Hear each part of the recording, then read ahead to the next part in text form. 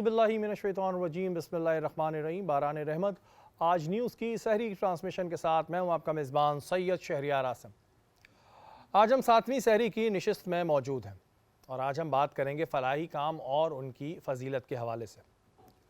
जो लोग फ़लाही काम करते हैं उनका एक अलग मुकाम होता है, क्योंकि आजकल किसी दूसरे की मदद करना इतना आसान नहीं है। हम ये देखते हैं कि हमारे इर्द गिर्द बहुत सी परेशानियां हैं, बहुत सी बुराइयां हमें माशरे में नज़र आती हैं। वहीं खुशी तब होती है जब हम लोगों को फ़लाही काम करते हुए देखते हैं। अक्सर हम ये भी देखते हैं कि सोशल मीडिया पर ऐसे लोगों को तनकीद का निशाना बनाया जाता है। आज हम जानेंगे कि फ़लाही काम करने वालों की क्या फ़जीलत होती है और जो लोग फ़लाही काम के नाम पर लोगों को बेवकूफ़ बनाते हैं इनके लिए क्या हुक्म है। हमारे साथ मौजूद हैं मुफ्ती मोहसिनुज़्ज़मा साहब। अस्सलाम वालेकुम। वालेकुम वरहमतुल्लाहि वबरकातुहू। आपको खुशामदीद कहते हैं। जज़ाकल्लाह। हमारी जो आज की मेहमान हैं, गो के उन्हें अभी इतना अरसा नहीं हुआ अपनी इस फील्ड में, लेकिन माशाल्लाह कम अरसे में उन्होंने ज़्यादा नाम बनाया। पहले एचआर की फील्ड से रिलेटेड थी, एंकर पर्सन हैं, एक्टर हैं। हमारे साथ मौजूद हैं रिदा अहमद। अस्सलाम वालेकुम। वालेकुम अस्सलाम। रिदा, आपको खुशामदीद कहते हैं। Thank you so much. हमारी जो दूसरी मेहमान हैं सोशल एक्टिविस्ट हैं, फ़लाही काम भी करती हैं, हमारे साथ मौजूद हैं युमना खान। अस्सलाम वालेकुम। वालेकुम युमना, आपको खुशामदीद कहते हैं। Thank you. अपनी नशिस्त को आगे बढ़ाते हैं। आते जी अपने मेहमानों की जानिब। रिदा, आपसे शुरुआत करते हैं। रिदा, कैसे हुआ इत्तफाक एचआर की फील्ड से एक्टिंग, होस्टिंग, कैसे हो गया ये? मुझे ऐसा लगता है कि आपकी डेस्टिनी लिखी हुई होती है और आपकी किस्मत रास्ते खुद खोल देती है और आप वहाँ तक पहुँच जाते हैं। पर जो मुझे देख रहे हैं और जो मुझे जानते हैं वो इस चीज़ को समझते हैं कि मैंने कभी भी सोचा नहीं था, कोशिश नहीं की थी और एक चाहत होती है, वो भी कुछ भी ऐसा समथिंग नहीं था। तो मैं टोटल कम्प्लीटली डिफरेंट फील्ड से हूँ, कॉर्पोरेट सेक्टर से। और बस कोविड के बाद जो है वो कुछ इस तरह के जो है वो चीज़ें हो गई ख़ुद से ही कि मैं जॉब सर्च कर रही थी। मैं एक्चुअली दरवाज़ा कुछ और खटखटा रही थी, खुल कुछ और गया, खुल कुछ और दरवाज़ा गया और उस तरफ बस मैं ऐसे ही चल पड़ी। मैं बिल्कुल आगे कोई मंजिल नहीं थी, दरवाज़ा वही बार बार मैं खटखटा रही थी कि मुझे जॉब ढूंढनी है। बिकॉज़ मैंने MBA किया था और जब भी कोई MBA स्टूडेंट्स जब MBA में एडमिशन लेते हैं या करते हैं, उनका एक विजन होता है कि उन्हें कॉर्पोरेट सेक्टर में आगे बढ़ना है, बिल्कुल प्रमोशन चाहते हैं या कुछ भी होता है। तो मेरे माइंड में भी यही था। मैं असिस्टेंट मैनेजर HR की जॉब कर रही थी, सो उसी में मुझे आगे बढ़ना था, पर वो मैं डिफरेंट डायरेक्शन में आ गई। अचानक जो है वो आपकी एंट्री हो गई। लेकिन ज़ाहिर है जो लोग भी एक्टिंग या होस्टिंग करते हैं तो कहीं ना कहीं कुछ शौक़ तो अंदर होता है। या तो हम बचपन से एक्टिंग करते आ रहे होते हैं, स्कूल हमारी पहली दरसगाह होती है एक्टिंग की, या फिर अम्मी का सुबह उठाना वो हमारी पहली वो होती है जो हम बहाने करते हैं। तो आप थी इस तरह की, बचपन में एक्टिंग किया करती थी किसी भी उस पे प्लेटफॉर्म पे? बिल्कुल, मैं इस बात से बिल्कुल एग्री करूँगी कि आप उसी चीज़ को अपना प्रोफेशन बना लें जिसमें आप अच्छे हैं, तो आप उसमें कामयाब हैं। मैं एक्चुअली बहुत टॉकेटिव हूँ, बहुत बोलती हूँ और मेरी फैमिली, मेरे क्लोज़ फ्रेंड्स इस चीज़ से परेशान हो जाते थे। मैं बहुत वो नुक्ताचीनी लोग नहीं होते, आवाज़ मतलब सवाल ज़्यादा करना, बड़े खतरनाक लोग होते हैं। सवाल ज़्यादा करना, यानी ये है कि अगर मुझे उसका कोई माइंड में कोई कंफ्यूजन आ गई है, कोई क्वेश्चन आ गया है, वो क्लियर नहीं होगा तो मैं आगे नहीं बढ़ सकूंगी। अरे भैया, ये मेरा मसला है। तो मैं बहुत सवाल करती थी, मतलब अपने घर में जो भी प्रॉब्लम है। तो उस पे डांट पड़ती थी कि भाई इतना क्यों तुम पीछे पड़ गई हो, क्या मसला है? बहुत एग्जैक्टली मैं आपसे ये तो कहा, इरिटेट हो जाते थे। अब जैसे मैं होस्टिंग भी कर रही हूँ, आपने से तारुफ करवाया है, तो उसमें आप देखें कि वही प्रोफेशन बन गया। आई थिंक मैं इसी के लिए बनी थी और मैं गलत जगह जो है वो अपनी एनर्जी वेस्ट कर रही। तो किसने पहली दफ़ा आपको अप्रोच किया कि भाई आप इतना बोल रही हैं तो आप क्यों इस फील्ड में नहीं आती जिसमें बोलने के पैसे मिलते हैं? ट्रू। तो किसने आपको पहली दफ़ा अप्रोच किया? पहला ब्रेक क्या था? मैं चैनल का नाम ले सकती हूँ क्या? आपको कह दें कोई भी चैनल था। मतलब अप्रोच किया कैसे? एक नया चैनल लॉन्च हो रहा था, सैटेलाइट चैनल। उसके लिए वो डेटा कलेक्ट कर रहे थे और डिफरेंट प्रोग्राम्स बना रहे थे। तो उन्होंने मुझे किसी कॉर्पोरेट इवेंट में देखा था, बिकॉज़ मैं कॉर्पोरेट इवेंट में भी जाती थी, हमारी कंपनी के इवेंट्स होते थे। सो वो बोलने की वजह से, और उन्होंने पहला जो मुझे शो ऑफ़र किया वो था लाइफस्टाइल के ऊपर। तो वो डॉक्टर से इंटरव्यू करना, ये वो, तो उन्होंने मुझे इसके लिए चुना कि मैं HR में डॉक्टर्स, जो हमारी कंपनी बेसिकली इंश्योरेंस पे थी और उसमें डॉक्टर्स भी होते थे, तो उनका भी इंटरव्यू कंडक्ट करती थी। तो वो उस चीज़ से उन्होंने मुझे इसके लिए सिलेक्ट किया कि आप एज अ HR पर्सन, आपके सामने MBBS डॉक्टर बैठते हैं और आप उनका एज एन HR इंटरव्यू लेती हैं, तो आप इसको अच्छे से कर सकती हैं, यू कैन डू तो इट। ये आपका फिर पहला ब्रेक था। पहला ब्रेक। अच्छा, मैं बताऊं, जो इस तरह के लोग होते हैं इनसे बचना भी बड़ा मुश्किल होता है, क्योंकि अगर आप इनसे कोई बहाना करते हैं, और ख़ास तौर पर अगर HR वालों से बात करें, बहाना करते हैं, तो वो निकाल ही लेते हैं बात, जिसे कहते हैं ना बाल की खाल, तो ये निकाल लेते हैं। लेकिन ये इन्होंने सही सेलेक्ट किया अपना प्रोफेशन कि बोलने के पैसे इनको मिलने लगे, क्योंकि ये जो थी बहुत अच्छा बोलती थी और अभी तो बहुत अच्छा बोलती हैं वैसे, और बचपन से ही बोलती आ रही हैं, तो उन्होंने सही प्रोफेशन जो है वो सेलेक्ट किया है। इस वक्त हम मौजूद हैं मारवी के साथ। अस्सलाम वालेकुम। वालेकुम अस्सलाम। मारवी, कैसी हैं आप? ठीक, बिल्कुल। आप कैसे हैं? बहुत बिल्कुल ठीक ठाक, और बड़ी अच्छी खुशबू आ रही है। क्या बना रही हैं आज आप? मैं बना रही हूँ चिकन स्ट्यू विद चीज़, आहा, और चिकन इसमें मैं यूज़ कर रही हूँ डालडा का कुकिंग ऑयल, जो कि बहुत ही हेल्दी है और सेहत और बचत साथ साथ। 80 सालों से डालडा ने कभी भी अपनी क्वालिटी पे कॉम्प्रोमाइज़ नहीं किया, और जहाँ मामता वहाँ डालडा। जी, जहाँ मामता वहाँ डालडा। 250 रुपए की बचत भी दे रहे हैं जी। बिल्कुल। बड़े ज़बरदस्त सी अच्छी खुशबू आ रही है। तो ये जो चिकन स्टू विद चीज़ आप बना रही हैं, इसका तरीक़ेकार क्या होता है, इसके इंग्रेडिएंट्स क्या हैं? इसमें अनियन, टोमेटोज़, अदरक, लहसुन, सारी चीज़ें हम खड़े खड़े फॉर्म में ही यूज़ करते हैं, और ठीक उसमें है। चिकन डाल देते हैं, उसमें नमक, मिर्च, हल्दी, ज़ीरा, सब चीज़ें डाल के उसको अच्छी तरह से भून के, उसके बाद इसमें हम पानी डाल के इसको कवर अप कर देते हैं, क्योंकि मेरी कोशिश होती है कि इजी और बहुत जल्दी पकने वाली रेसिपीज़ मैं आपके लिए लाऊं। और ये तो कितने टाइम ड्यूरेशन में तैयार ये होगी? हाफ एन आवर में बन जाएगी। Half an half hour an में hour बन में जाएगी। बन अच्छा, जाएगी, आपने कहा बिल्कुल। सब खड़े खड़े फॉर्म में डालना होता है, तो इसके अंदर डालना होता है या खड़े होकर डालना होता है? नहीं नहीं, बिल्कुल नहीं, खड़े खड़े फॉर्म में डालना होता है कि अच्छा। स्लाइस्ड अनियन और टमाटोज, मतलब उसको भूनना वूनना कुछ नहीं होता अलग से, सारी चीज़ें इकट्ठे डाल के, मसाले डाल के कवर अप कर देना होता और उसको कवर करते हैं, चम्मच से चलाएं भी नहीं, बस कवर चम्मच करके से- चले जाएं कहीं? है। नहीं नहीं, और बिल्कुल जल जाए ऐसे फिर? ऐसे बिल्कुल भी नहीं है। आप हाँ। इसको थोड़ी थोड़ी देर में चलाते रहें और ये बहुत मज़ेदार सा बन भाई जाए। देखिए, मैं सवाल आपसे इस वजह करता हूँ कि बहुत सी लड़कियां और बहुत से लड़के भी चाहते हैं कि कुकिंग करना, तो पूरा पता होना चाहिए ना वो सारी चीजें। आप कहेंगे खड़े खड़े, तो वो कहेंगे हमने तो खड़े खड़े खड़े डाली, खड़े डाल दी, और फिर जी, हिलाएंगे बिल्कुल। भी नहीं। नहीं नहीं, हिलाना भी है, हिलाना है उसको भाई। देखना भी है, केयरफुली पकाना है। केयरफुली पकाना है जी, बिल्कुल। 30 मिनट्स में तैयार हो जाएगा तभी। अच्छा, मुझे एक बात बताएं, खानों में एसेंस डलते हैं, क्योंकि इसमें से बड़ी अच्छी खुशबू आई, तो ये एसेंस डलते हैं, बट इसमें मैंने डाला नहीं है। बट वो कोरमे के लिए, या अगर आप कोई डिज़र्ट वगैरह बना रहे हैं तो आप वनीला एसेंस यूज़ कर सकते हैं, वो इस चीज़ के लिए डलते हैं। अच्छा, ये वैसी ओरिजिनल है? हाँ हाँ, ये ओरिजिनल है, ओरिजिनल। आपको अच्छा, गरम मैं मसाले serious- की स्मेल आ मैं रही है सीरियस इसमें। बोल रहा हूँ, मैं मजाक नहीं कर रहा कि आप समझ रहे हो कि जी खड़ों की तारीफ ही कर रहे हैं, नहीं, वाकई में बड़ी अच्छी खुशबू आ रही थी। ड्रिंक में क्या बनाएंगी आप? ड्रिंक में हम बना रहे हैं रोज़ मिल्क रोज मिल्क ड्रिंक। जी ड्रिंक, बिल्कुल। लस्सी नहीं है आज? लस्सी नहीं है आज, नहीं नहीं। रोज मिल्क ड्रिंक है, और वो आप लस्सी पी पी के बोर हो गए, इसलिए हम जो है रोज़ मिल्क ड्रिंक बना रहे हैं। मैं वैसे बोर नहीं हुआ हूँ, लस्सी पी के मज़ा आ रहा है, लेकिन अलग अलग चीज़ों की बता दी है ना, तो इस वजह से हम डिस्कस कर सकते हैं। उसके अलावा यहाँ पर मौजूद है टैंग। अच्छा, टैंग की तो मैं पहले से तारीफ़ें करता आ रहा हूँ, और मैं बहुत टाइम से पीता भी आ रहा हूँ। बड़ा रिफ्रेशिंग ड्रिंक है, पूरी फैमिली इसको पसंद करती है, बहुत सारे बच्चे तो बहुत शौक से पीते हैं, और अगर आप इसको अफ्तारी में पीते हैं तो भी आपका दिन सही रहता है, सहरी में पीते हैं तो भी आपका दिन जो है वो सही रहता है। बहुत सारे फ्लेवर्स में, mango, pineapple, lemon and paper, orange, और इसके अलावा जो इसमें एक और अच्छी चीज़ है, इसमें है विटामिन C, D और जिंक, जो आपकी इम्यूनिटी को स्ट्रॉन्ग करता है, मेंटल हेल्थ के लिए, शार्पनेस के लिए बहुत अच्छी है। तो बिल्कुल जी, टैंग इस्तेमाल करें। यमुना, आपकी जानिब आते हैं, बात हो रही है फलाही काम और उनकी फजीलत की।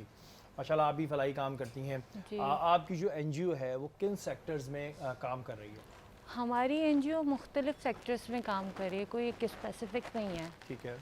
कि मैं आपको ये बोलूँ कि हम सिर्फ एक ही चीज़ को लेके चल रहे हैं। हम डिफरेंट चीज़ों को लेके चलते हैं, लाइक दस्तरखान लगा देते हैं, कभी हम राशन डिस्ट्रीब्यूट करते हैं, लेकिन ये सिर्फ रमज़ानों की हद तक नहीं होता, ये पूरा महीना चलता है। फिर बच्चों की स्कूल की फ़ीस जो सबसे बड़ा मेन इशू है, आजकल पेरेंट्स नहीं अफोर्ड कर पाते, और हम ये चाहते हैं कि बच्चे जाएं स्कूल, तो उनकी स्कूल की फ़ीस अरेंज करना, ये सारी चीज़ें करना हमारा उसमें अच्छा, डोमेन में कितना आता है। अरसा हुआ है अभी इस NGO को शुरू हुए हुए, कितना टाइम हो गया? ये काम मैं तकरीबन कोई 7-8 साल से कर रही हूँ। माशाल्लाह। अच्छा, माशाल्लाह। तो जी। ये फिर ख्याल कैसे आया? मतलब ज़ाहिर है जब भी बंदा कोई फलाही काम करता है तो कहीं ना कहीं से एक इंस्पिरेशन होती है, कहीं से आप कहीं देखते हैं। वैसे तो अल्लाह ताला चुनता है ऐसे लोगों को, तो जी। आपकी इंस्पिरेशन क्या थी? मेरी इंस्पिरेशन असल में मैं फ़ैशन डिज़ाइनर थी। अच्छा। जी, मैंने बैचलर्स किया फ़ैशन में, और उसके बाद फिर जब मेरी शादी हुई और फिर हम जब इंटीरियर की तरफ ऐसे ही घूमने निकले, तो मैंने वहाँ के हालात बहुत बुरे देखे। ठीक है। मतलब बहुत ही ज़्यादा बुरे हालात थे वहाँ पर, ना बच्चे स्कूल जाते थे ना कुछ। तो मैंने अपने हस्बैंड से बैठ के इस चीज़ को डिस्कस किया कि मुझे इस तरह का काम करना है। तो कहते हैं ना कि हर मर्द के पीछे एक औरत का हाथ होता है, लेकिन मेरे जो केस में डिफरेंट है कि माशाल्लाह। मेरी कामयाबी के पीछे मेरे हस्बैंड का हाथ है। अरे वाह, माशाल्लाह। और उन्होंने मुझे बहुत सपोर्ट किया, बहुत ज़्यादा। कभी किसी चीज़ से नहीं रोका। जैसे फ्लड आया तो मैंने कोई 1 हफ़्ता इंटीरियर में गुजारा। उसमें हमने कोई 1 से 1,500 फैमिलीज़ को राशन डिस्ट्रीब्यूट किया, टेंट्स थे, सारी चीज़ें थी। बीमारियां इंतहा से ज़्यादा थी वहाँ पर। फिर मेडिकल कैंप के लिए दोबारा हम लोग गए, और इस तरह मतलब हम डिफरेंट काम करते रहते हैं।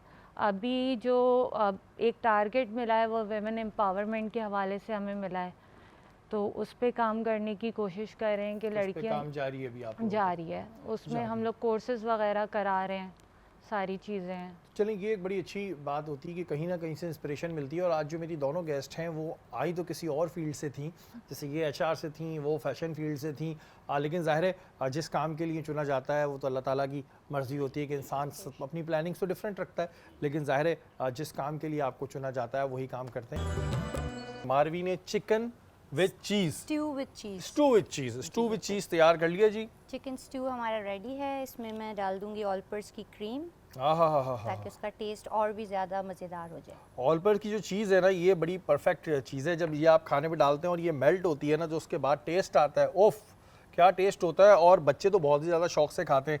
और जो इसका एक स्लाइस है वो 1 ग्लास दूध के बराबर है।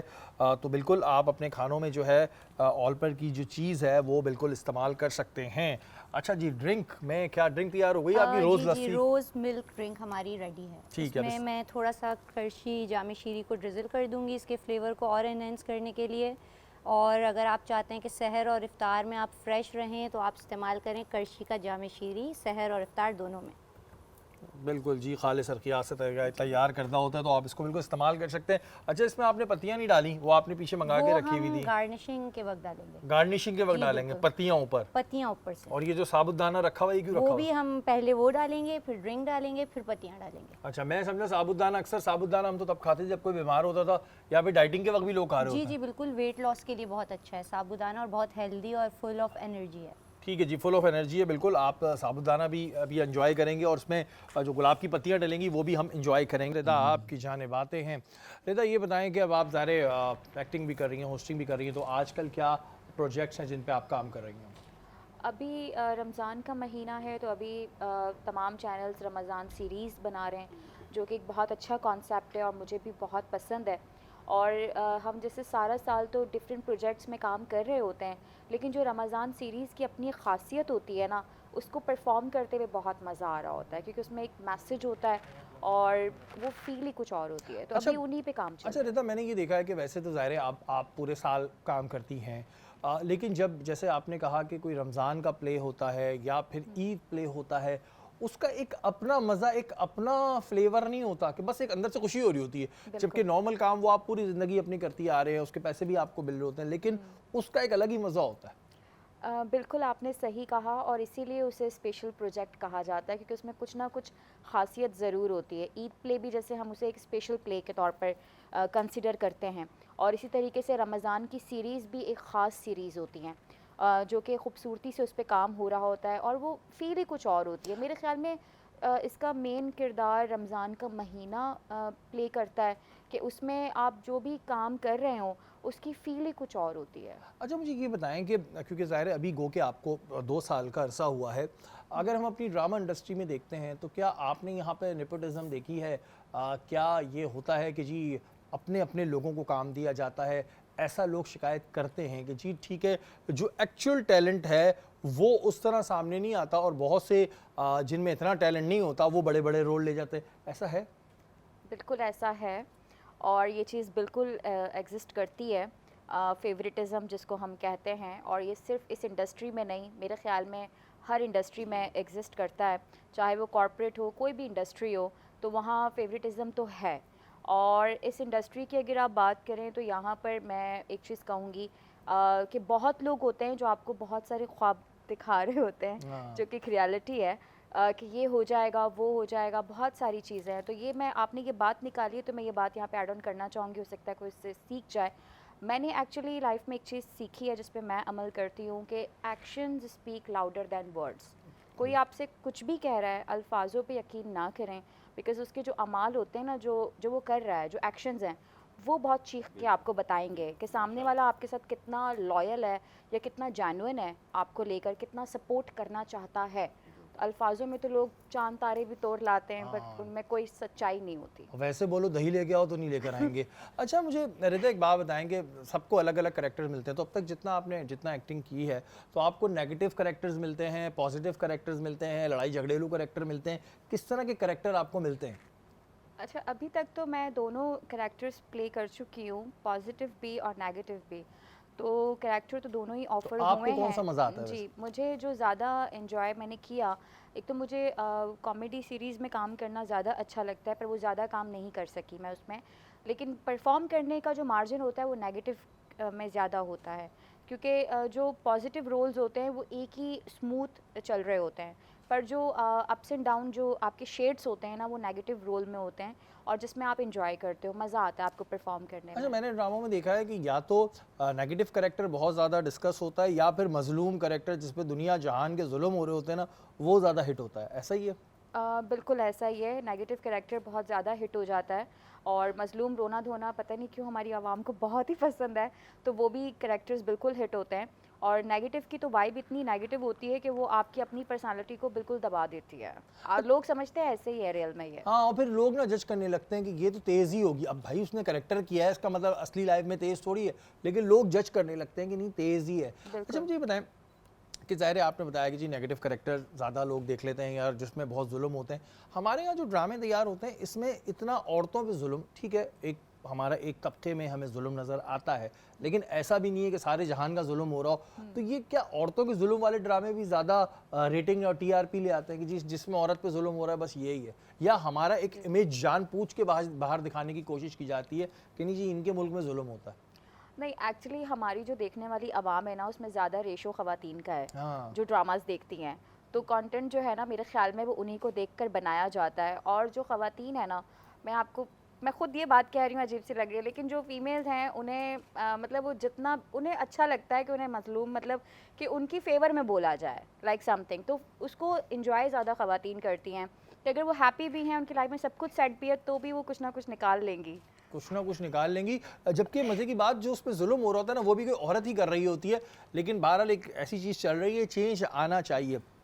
युमना, हम अगर देखते हैं फलाही काम लोग कर रहे होते हैं, लेकिन उसमें कुछ लोग ऐसे भी हैं जो फलाही काम को अपना एक बिज़नेस बना लेते हैं। अच्छा, फलाही काम में से अपनी एक तनख्वाह लेना तो शरई तौर पर जायज़ है, अगर आपकी एक एनजीओ है तो आप अपनी सेलेक्टेड सैलरी ले सकते हैं।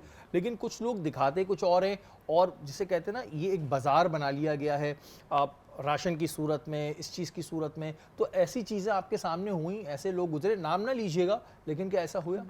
बहुत देखा है, बहुत लोगों को देखा है। क्या देखा है, बताएं ना थोड़ा। मतलब पैसे लेते हैं, चेक्स ले लेंगे, लोग बताते भी हैं कि हमने इनको इतने लाख का चेक दिया था, इनके गांव में ये मसला था, या इन्होंने इस सिलसिले में ये हमसे इस तरह चेक लिया फलाई काम के लिए। जब पाकिस्तान में ये सिंध में जब फ्लड आया था, उसमें काफ़ी ज़्यादा लोगों ने चैरिटी की। बिल्कुल ठीक है, बहुत ज़्यादा लोगों, बिज़नेस कम्युनिटी ने तो हद से ज़्यादा चैरिटी की थी। लेकिन बाद में पता चला कि वो सामान तो पानी में बह गया, बारिश हो गई, और फिर कुछ टाइम के बाद जब सारा एक होता है ना, खामोश हो जाते हैं लोग, एक टॉपिक छिड़ता है उसके हाँ फिर सेटल डाउन हो जाती है, सारी बात दब जाती है। उसके बाद जो है कोई बाकू घूमने निकला हुआ है, कोई टर्की निकला हुआ है, कोई कहीं निकला हुआ है, मतलब हमने ये देखा। तो ये चीज़ बड़ा पेनफुल है, क्या कर सकते हैं। एक चीज़ और प्रॉब्लम है, जहाँ बहुत लोग अच्छा काम कर रहे हैं फलाही इदारों में, वहीं मैं देख रहा हूँ कि बहुत से लोगों ने इसको एज बिजनेस ले लिया है, जबकि एज बिजनेस नहीं है, एज अ बिजनेस इसको हम नहीं करते। आप क्या समझ रही हैं कि ये अब ज़्यादा नहीं हो गया है कुछ? कि ठीक है, जो अच्छा काम कर रहे हैं बहुत अच्छा कर रहे हैं, लेकिन बहुत से लोग ऐसे भी हैं जिन्होंने बिजनेस किया हुआ है, जिनसे हम पूछते हैं भाई आप क्या करते हैं? जी मेरी एनजीओ है। भाई एनजीओ है तो क्या कर रहे हैं? नहीं मेरी बस एनजीओ है। हम ये करते हैं, अब वो कहाँ करते हैं, हवा में करते हैं क्या? अब ये तो हमें भी नहीं पता कि हवा में कर, हम जो करते हैं वो तो नज़र आता नहीं है नहीं, मैं एक जनरल, अल्लाह हाँ। ना करे, मैं आपकी बात नहीं कर रहा, मैं कि जनरल बात कर रहा हूँ। अब लोगों ने इसको, आप सही कह रहे हैं कि बिज़नेस बनाया हुआ है। अब वो क्या है कि उनको पता है कि हमारे मखसूस लोग हैं जो हमें डोनेशन देंगे, ठीक है, पुरानी तस्वीरों को वो एडिट कर देंगे, कुछ कर देंगे। अब आप जैसे मैंने एक काम किया तो आपको जब आप जाते हैं तो वो लोग इंटीरियर साइट पे मैंने क्योंकि काम किया तो वहाँ पर वो आपको अपनी CNIC की कॉपी पकड़ाते हैं, ठीक है, CNIC उन्होंने कॉपी पकड़ा दी। अब उनका क्या काम होता है कि हमने इतने सारे CNIC की कॉपीज़ जमा कर ली हैं और इतने लोगों को हमने राशन बांटा है और इतना हमारी जेब से पैसा लगा है, तो आप एक काम करें, ये भी हमें दे दें।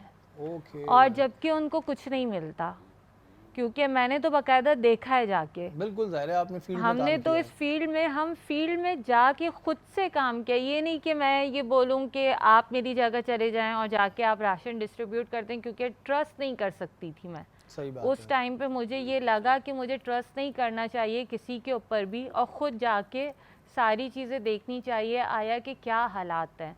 तो हालात बहुत ज़्यादा ख़राब थे। इवन अच्छा, फिर वहाँ पर लोग थोड़ी सी हरकतें करते हैं, आपने उनको राशन दे दिया, वो दुकानों पे जाके बेच देते हाँ, हैं। ये भी एक तबका होता है, क्योंकि जब हम देखते हैं कि राशन ड्राइव होती है तो वो एक ही घर के 5-5 लोग अलग अलग तरीके से घूम घूम के आ रहे घूम होते हैं घूम के आ रहे और होते हैं, ये आधी कीमत लाजमी में होता बेचते है। हैं और नुकसान कर देते हैं, आधी कीमत में बेच आधी देते हैं। कीमत में बेच देंगे। असल में उन लोगों के लिए ना पैसा सब कुछ है। पैसा आप कब्र में तो नहीं लेके जा सकते, आप अपने अमाल के साथ, अपने अमाल के साथ ही जाएंगे, बिल्कुल बिल्कुल। पैसे के साथ आप नहीं जा सकते। या आप ये बोलेंगे कि जाके हम कब्र में हमारा अमाउंट रख दो, भाई हम इतने पैसे लेकर आए हैं, वहाँ रिश्वत तो चलनी नहीं है। लेकिन लोगों का जो ये कॉन्सेप्ट उन्होंने बनाया हुआ है ना कि हम जो है वो एक वीडियो बना रहा है, कोई किसी की राशन दे रहे हैं, अब वो ये नहीं सोचते कि जिसको वो राशन दे रहे हैं उस पर क्या गुजर रही होगी। अच्छा अच्छा, इस पे मैं एक बात और बताऊं कि फिर एक तो सोशल मीडिया पे पिक्चर्स हाँ, लगा एक देना। तो तहकीक बहुत ज़रूरी है, दूसरा अगर आप कोई नेक काम करते हैं तो इस पर यह है कि उसका चर्चा करो, उसका चर्चा करो, लेकिन किसी की तजलील ना हो, किसी की उसमें बेइज्जती ना हो। अगर आप नेक काम करके उसको सोशल मीडिया पे डाल रहे हैं तो हो सकता है आपके उस नेक काम को देख के कोई दूसरा भी करने लगे, तो यहाँ तक तो ठीक है। लेकिन किसी की तजलील करना कि वो मैंने एक दफ़ा देखा था कि एक आटे का बैग था, 10 लोग खड़े थे, एक औरत को दे रहे थे, अब वो 10 बड़े मौज़ीन बन के खड़े हुए हैं और एक औरत खड़ी हुई, उसका चेहरा भी दिखा रहे। तो इन चीज़ों से बचें और ज़रूरी चीज़ ये है कि तहकीक करके दें। बात हो रही है फलाही काम और उनकी फसीलत के हवाले से, मुफ्ती मोहसिन साहब भी हमारे साथ मौजूद हैं। मोहसिन भाई, जो लोग फलाही काम करते हैं इनके लिए क्या हुक्म है, क्योंकि बड़े ख़ास लोग होते हैं, अल्लाह ताला ऐसे लोगों को चुनता है, ऐसे लोगों के लिए क्या हुक्म है? जी, बिस्मिल्लाहिर्रहमानिर्रहीम। क़ाल अल्लाहु ताला फ़िल क़ुरानिल मजीद व तआवनुल बिर्रि व तक़वा आमनतु बिल्लाहि सदक़ल्लाहुल अज़ीम। तमाम तारीफ़ें अल्लाह रब्बुल इज़्ज़त के लिए जो कि खालिक़ कायनात है। लाखों दुरूद सलाम हुज़ूर सल्लल्लाहु अलैहि वसल्लम की ज़ात पर जो कि रहमतुल लिल आलमीन है। बेशक। शरीफ भाई, आपने जो फरमाया कि जो नेक काम करते हैं या फलाही काम करते हैं, जो अल्लाह की राह में ख़र्च करते हैं, उनकी फ़ज़ीलत क्या है, तो कुरान ने बड़े प्यारे अंदाज़ में फरमाया, मसलुल लज़ीना युनफ़िक़ूना अम्वालहुम फ़ी सबीलिल्लाहि हब्बा। अल्लाह फरमाता है कुरान में कि जो अल्लाह की राह में ख़र्च करता है उसकी मिसाल एक दाने की है। एक दाना से मुराद एक बीज की।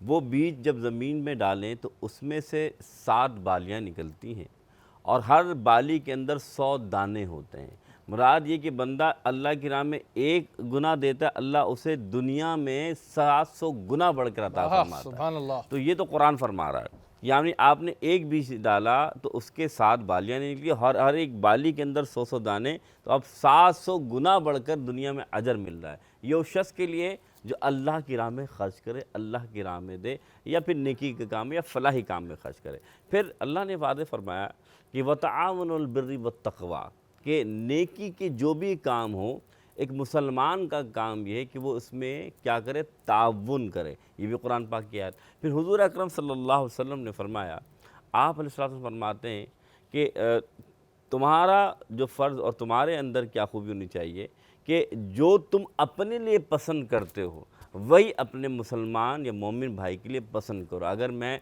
अच्छा पानी पीना पसंद करता हूँ, तो मैं चाहे मुसलमान गरीब हो या अमीर हो, मेरे लिए फ़र्ज़ बनता है कि अपने मुसलमान वो गरीब भाई जो अच्छा पानी नहीं पी सकते उनके लिए पानी मुहैया करूँ। मैं अगर अच्छा कपड़ा पहनना पसंद करता हूँ तो मेरे लिए ये लाज़िम अच्छा कपड़ा पहनना दूसरों को सिखाऊँ।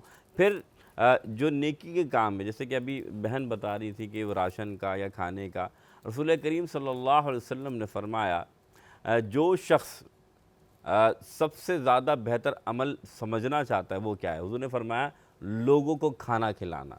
अगर आप लोगों को खाना खिलाते हैं ये बड़ा अमल है और इसका बड़ा अजर व सवाब है। इसी तरीके से किसी भी मुसलमान की हाजत को पूरा कर देना, चाहे खाना खिलाना हो, कपड़े पहनाना, ये जो उसकी हाजत है, जो जायज़ हाजत है, उसको पूरा करना, ये अल्लाह ताला की इनाम में से और अल्लाह की तरफ के पसंदीदा बंदों में से शुमार होने के मुताबिक है। लेकिन इसमें कुछ बात आगे करना चाहता अच्छा हूँ। मोहसिन भाई, यहाँ को हम यहाँ इस बात को यहाँ से जोड़ते हैं, जैसे आपने पहली बात कही कि अल्लाह की राह में खर्च करना। बहुत से लोग ये कंफ्यूज होते हैं कि जी हमारे तो माशी हालात ही ठीक नहीं है, जबकि आप 1 अरब रुपए दें या 1 रुपया दें, कबूल करने वाली ज़ात तो अल्लाह की है। तो लोगों के जहन में अक्सर ये कॉन्सेप्ट होता है कि जी हम कहाँ से जो है वो पैसे खर्च कर सकते हैं। जैसा आपने कहा कि जो चीज़ अपने लिए पसंद करो, यहाँ तो आजकल अपने लिए लेना मुश्किल हो गया है, तो उनके जहन का मैं सवाल बता रहा हूँ, उनके जहन में आएगा हम कहाँ से लें। तो थोड़ा सा इसको भी आसान अल्फाजों में बयान 3 कैटेगरी है। एक शख्स है अरबपति, वो दे कहते हैं वो दे एक राशन का थैला, वो भी नेकी कर रहा है। बेशक। एक शख्स वो है जो जिसके पास रोज़मर्रा के खाने का सामान है, एक वो राशन का थैला दे रहा है, और एक शख्स वो जिसके पास कुछ भी नहीं है, जो वही राशन है, वो खाने का थैला दे रहा है। अब दे तो तीनों ही खैरात रहें, लेकिन अजर किसे ज़्यादा मिलेगा? अब ज़रा गौर कीजिएगा। अरब वाला चाहे तो ज़्यादा दे सकता है, लेकिन अब उसने राशन का थैला दिया, अल्लाह उसे 10 दुनिया में अता फरमा देगा। अगर जिसके पास जितना था और जो खर्च भी कर रहा था उसको अता किया, अल्लाह ताला उसे जो अता कर रहा है 10 दुनिया से ज़्यादा आखिरत 70 अता फरमा रहा है। लेकिन जिसके पास कुछ भी नहीं था, उसने वो माल भी अता कर दिया जो अल्लाह ने उसे अता फरमाया, तो उसे 7 गुना ज़्यादा सवाब मिल रहा है। अब ये बात आपने जो कही ना कि कैटेगरी कि भाई किसी को ये कि मेरे पास तो कुछ भी नहीं है, वो क्या करे? अब आपने बात की, अल्लाह ने जो उसे दिया है, मिसाल के तौर पे एक तो वो अपने अहल को अगर खिदमत कर रहा है, ये याद रखिएगा कि अगर किसी को देने का नहीं है और जो कुछ उसके पास है वो अपने अहल अयाल में भी खर्च कर रहा है, ये भी सदका है, ये भी सवाब है। लेकिन फिर भी उसमें से भी अगर वो कुछ अता कर देता है, तो ये जो इखलास है ना, इन्ना सलाती व नुसुकी व महयाय व ममाती लिल्लाहि रब्बिल आलमीन, ना तुम्हारा राशन पहुँचेगा, ना तुम्हारे कपड़े पहुँचेंगे, ना तुम्हारी माल पहुँचेगा, अल्लाह के यहाँ तुम्हारा इखलास पहुँचेगा। यही सवाल मैंने इसी वजह से क्लियर किया कि देखें बहुत से लोगों के जहन में ये चीज़ होती है कि भाई हमारे पास तो पैसे नहीं है, आपकी एक दाना भी है ना, एक दाना वो भी कबूल हो सकता है। ना होने पे तो लोग करोड़ों रुपया भी दे देते हैं, वो कबूल नहीं होता, लेकिन देने पर एक दाना भी होता है। अच्छा मोहसिन भाई, बहुत सी जगहों पे देखिए हम किसी की नीयत तो नहीं जानते, हम यहाँ बैठ के बोले हम किसी की नीयत जानते हैं। बहुत से लोग ऐसा करते हैं कि अल्लाह की राह में खर्च करते हैं लेकिन दिखावा बहुत करते हैं, जैसे कि यमुना ने भी कहा, उसमें जो हमने आपसे सीखा वो ये सीखा कि अगर कोई अच्छा काम करो तो उसका चर्चा करो। हाँ ठीक। लेकिन जो लोग इस नीयत से दे होंगे कि जी हमारी वाह हो जाएगी, उनके लिए क्या होगा?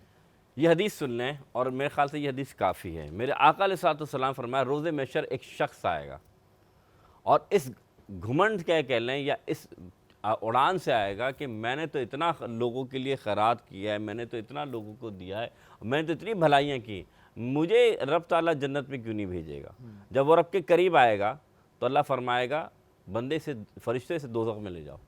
वो हैरान हो जाएगा, या अल्लाह मैंने तेरे नाम पर इतना खैरात किया, मैंने तेरे नाम पे इतना लोगों को भलाई की, तू मुझे दोज़ख में भेज रहा है? रब फरमाया कि तूने मेरे नाम पे नहीं, तूने अपनी वाह के लिए किया, तूने अपने दिखावे के लिए किया, और जो तूने किया मैंने दुनिया में तुझे इसका बदला दे दिया। तेरी वाह होती रही, तुझे लोग जानते रहे, लोग तेरे नाम को पहचानते रहे, आखिरत में कोई हिस्सा नहीं। बिल्कुल, ये क्योंकि नियत पर होता है, क्योंकि बहुत से लोग इसमें कंफ्यूज रहते हैं कि भाई ये जो है दिखावा कर रहे हैं, क्या कर रहे हैं। ज़ाहिर है अमल का दारोमदार नियत पे होता है और अभी किसी की नियत पर हम बात करने वाले कोई नहीं होते। लेकिन वो लोग जो शायद ऐसा सोचते होंगे जी दुनिया में वाह हो जाएगी, तो दुनिया में तो बिल्कुल वाह होगी, क्योंकि अल्लाह ताला आपको दुनिया में वाह कर रहा है, लेकिन आखिरत में फिर इसका सिला नहीं मिलेगा। सहरी का दस्तरखान इस वक्त लगा है, ब्रेक में भी हम लोग बड़े मज़े की बातें कर रहे होते हैं, और मारवी ने जो stew with cheese, stew with cheese बनाया था, no doubt chicken stew with cheese, वो बहुत ज़बरदस्त था। मोहसिन भाई कैसा लगा आपको? बेहतरीन, ज़बरदस्त। ये इन्होंने नई डिश इन्वेंट की है, इनकी अपनी है ये। अल्लाह नजर बस से बचाए, बहुत अच्छा बना है। बहुत अच्छा। यमुना आप बताइए। बहुत ज़बरदस्त, बहुत ज़बरदस्त, पक्की बहुत बात है। ज़बरदस्त। आप ये रेसिपी पूछ के जाएंगे, हम इनसे लिखवा के जाएंगे रेसिपी। रिदा आप बताएं। बहुत डिफरेंट है, मतलब मैंने इनको पहले ही कहा कि टेस्ट बहुत डिफरेंट है और बहुत यमी है। मैं तो खुद इनकी बात से एग्री करती हूँ कि रेसिपी पूछ कर जाएं। अच्छा मुझे रिदा ये बताएं, कुकिंग करती हैं आप? कुछ खास नहीं, क्या क्या बना बस अपने मतलब की चीज़ें। अपने मतलब की क्या? अंडा, नूडल्स, ये चीज़ें? जी, Cooking दाल का- भी कुकिंग का ऐसा शौक नहीं रहा कभी? नहीं, एक्चुअली टाइम नहीं मिल पाता। जब मैंने बेसिकली ऑफिस जॉब स्टार्ट की थी तो आपको पता है कि वो 9 to 5 कहने की होती है, लेकिन वो लेट सिटिंग होते थे, तो टाइम सारा वहीं निकल जाता था, तो कुकिंग का ऐसा मुझे टाइम मिला नहीं। तो कभी अम्मी ने नहीं कहा कि बेटा ये कुकिंग भी किया करो, या घर में कोई प्रेशर नहीं, कहीं नहीं किया? हाँ भी बड़ी अच्छी बात है, बिल्कुल ताने नहीं पड़े इनको। यमुना आपको है शौक कुकिंग का? मुझे कुकिंग का बेइंतहा शौक है। क्या क्या बना लेती हैं आप बताएं? आप जो बोलें पका लूँगी। जो बिल्कुल सारी चीज़ें बनानी आती हैं? बना नहीं लूँगी, पका लूँगी। मतलब पका लेंगी? हाँ, पका लूँगी। सारी चीज़ें पकानी सारी आती हैं? चीज़ें क्या बात है भाई। तो आपने किसी से सीखी या खुद ही? अम्मी से सीखी। अम्मी जब मैं कोई 12 साल की थी तो मेरी अम्मी पैरालाइज हो गई थी। अल्लाह। तो उसके बाद फिर वो ये होता था कि उस वक्त तो मुझे अंडा भी फ्राई करना नहीं आता था, क्योंकि अम्मी ने इतना ख्याल रखा हुआ था, 2 भाई, और उसमें वो भाइयों की भी लाडली और अम्मी की भी एक तरह से लाडली, तो मुझे अंडा भी फ्राई करना नहीं आता था। फिर मैंने एक दफ़ा सोचा कि चलो यार अब खाना तो करना है ना किसी तरह ट्राई करते ट्राई हैं। करते हैं। तो मैं क्या करती थी कि थोड़ा थोड़ा करके खाना बनाती थी, मतलब जैसे प्याज लेके गई, अम्मी इतनी ब्राउन ठीक है या और करनी है, माशाल्लाह। फिर वो बताती थी कि इसको थोड़ा सा और ब्राउन करो, फिर इसको निकालो। इस तरह अम्मी मुझे रेसिपी बताती रहती थी, मैं करती रहती थी। फिर आप परफेक्ट हो गए? फिर परफेक्ट हो गई। लर्निंग प्रोसेस ये था कि पहले दिखा दिखा के जो है वो बनाया गया है। दिखा दिखा के अच्छा, बनाया ये जो हमारा गया। सेगमेंट होता है ना, इसमें सब थोड़ा बचपन में भी जाते हैं कि जी बचपन कैसा था। तो रिदा आपका बचपन कैसा था? कितनी शरारती थी आप? क्या करा करती थी बचपन में आप? मैं एक्चुअली बहुत ज़्यादा पढ़ाकू भी थी। अल्लाह, मेरी ट्रांसमिशन में जो आता है वो क्यों ऐसा होता है कि जिसने शरारत नहीं की होती, पढ़ाकू तो चले ठीक है, शरारतें कोई नहीं नहीं, मैं यही बता रही हूँ कि मैं पढ़ाकू भी थी, वरना यूजुअली ऐसा होता है कि जो पढ़ाकू होते हैं वो शरारती नहीं होते हैं। निकम्मे सारी कर रहे होते हैं। ये ऐसा होता हाँ, है, सही है, रेशो सही बात ज़्यादा है, है। सही बात है। एग्जैक्टली। तो मैं शरारती भी थी और साथ में पढ़ाकू भी थी, यानी कि बहुत अच्छी थी पढ़ाई में।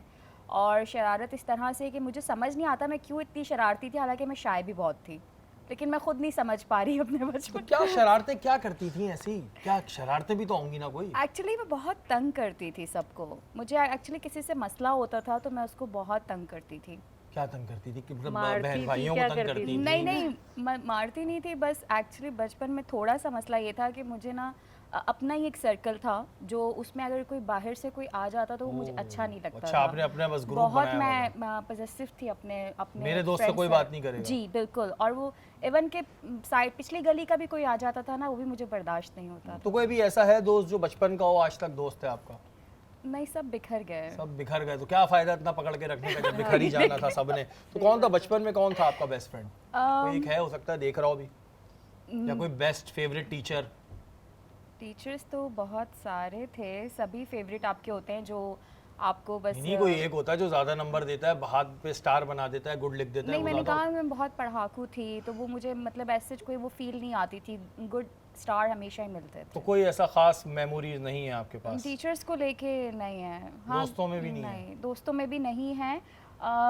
बस दोस्त थे, कोई ऐसे कोई एक दो नहीं थे जो मुझे याद रहे। मतलब एक अच्छा खासा ग्रुप था, लेकिन उसमें कोई दूसरा नहीं आ सकता था। उसमें कोई और नहीं इनके आ इलाके में कोई दूसरा एंट्री नहीं दे सकता था। आपका कैसा था जी बचपन? कितनी शरारती थी आप? मैं तो बहुत ज़्यादा। क्या शरारतें? क्या कितने कितने आपने कैरियां तोड़ ली पत्थर मार के? क्या किया? नहीं, कैरियाँ वैरियाँ तो मैं खैर खट्टी चीज़ें तो खाती ही नहीं। मैं लोगों की बैल बजा के भाग जाती थी, ठीक है। किसी की पिटाई लगा कर आ जाती थी, कभी कुछ कर दिया, कभी कुछ कर दिया। रोज़ मेरी एक शिकायत आती थी, एक आती थी रोज़ अम्मी के पास रोज़ एक शिकायत आती तो थी। मुझे यार पिटाई भी खूब लगी होगी आपकी?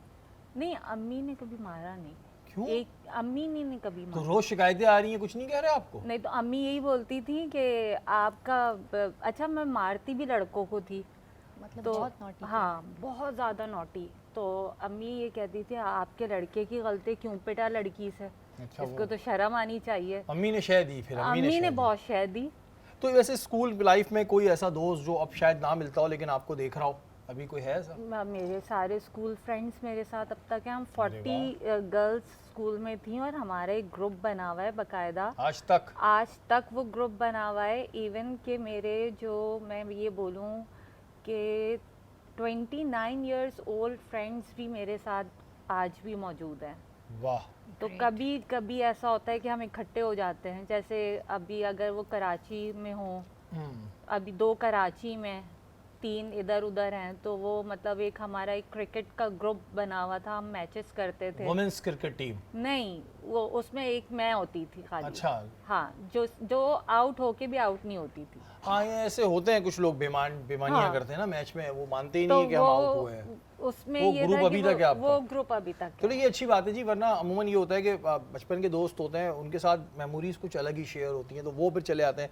मारवी, आपका कोई है, याद है आपको कोई बचपन की दोस्त अपनी? नहीं, अभी भी मेरी वही फ्रेंड्स हैं जो बचपन से हैं। वही क्या नाम है? नाम बता देना उनका, नाम पे पर्दा है। सारा, अफशा। नहीं, कोई पर्दा नहीं है, ठीक 2 है। ही हैं। मेरा इतना बड़ा कोई सर्कल नहीं था और 2 ही बेस्ट फ्रेंड्स हैं मेरी। 2 ही, सारा जी, और बिल्कुल, अफशा? जी बिल्कुल। तो अभी तक आपकी एक दोस्त? अमेरिका चली गई हैं, फिर भी मेरी बेस्ट फ्रेंड है वो। हाँ, अमेरिका से जब आए तो कुछ लेती भी आएगा इनके लिए, बता भी रही थी अभी मुझे ब्रेक में, कुछ लेते हुए आएंगे। अच्छा रिदा, आपने क्योंकि एचआर में भी काम किया, ये जो लोग कहते हैं जो एचआर वाले होते हैं, ये जिसे कहते हैं ना छोटी छोटी चीज़ों को पकड़ते हैं, तो क्या एचआर फील्ड का काम ही ये छोटी छोटी चीज़ों को पकड़ना? कभी ऐसा हुआ कि कोई, अक्सर जगहों पे हम ये देखते हैं कुछ ऑर्गेनाइजेशन में लोग जाली डिग्रियां भी जमा करा देते हैं, तो कभी किसी की पकड़ी है आपने जाली डिग्री? बिल्कुल ऐसा हुआ है, क्योंकि एचआर की अपनी पॉलिसीज़ होती हैं जिसके तहत वो एम्प्लॉय को हायर करते हैं और उन पॉलिसीज़ के तहत हर चीज़ की वेरिफिकेशन होती है। लेकिन ये कंपनी टू कंपनी वेरी कर रहा होता है, क्योंकि कुछ कंपनीज में मैंने काम किया तो वहाँ ऐसा कोई पॉलिसी, वहाँ ऐसा उसका कोई एक्सपीरियंस ज़्यादा होगा? नहीं था, ऐसा कोई रूल नहीं था, पर कुछ कंपनीज में था ये, जैसे कि वेरीफाई करवाते थे वो लास्ट जो उनकी डिग्रीज थी। वैसे कितने परसेंट ऐसी ऑर्गेनाइजेशंस होंगी जो वेरीफाई करवाती होंगी? मैं प्राइवेट सेक्टर की बात कर रहा हूँ, गवर्नमेंट सेक्टर में भी बहुत लोग जाली डिग्रियों पे काम कर रहे हैं, लेकिन प्राइवेट सेक्टर में अगर कितनी ऑर्गेनाइजेशंस हैं जो डिग्रियां वेरीफाई कराती हैं, या फिर बंदे का अगर एक्सपीरियंस बहुत ज़्यादा है तो फिर मैटर नहीं करता? मैंने एक्चुअली 2018-19 से ये चीज़ ऑब्जर्व की है, ये ज़्यादा रेशो इंक्रीज़ हुआ है 2018 के बाद कि डिग्रीज़ जो है वो वेरीफाई करवाती थी कंपनीज़। आप क्यों करवाती थी? आप जाने दें किसी का कोई चल रहा है तो? एक्चुअली वो पॉलिसी थी, उसको अब देखें फॉलो तो करना पड़ता है ना, कि कुछ पॉलिसीज़ होती हैं, एचआर की अपनी हायरिंग पॉलिसी होती है जिसके तहत वो स्टेप बाय स्टेप आगे बढ़ते हैं, तो वो चीज़ थी। लेकिन अच्छा, उसमें बहुत मेरी हैरानी की बात थी कि डिग्रीज कोई कैसे फेक बनवा लेता है, मतलब समझ आराम से बन जाती है है फोटोशॉप पे? क्यों मारवी?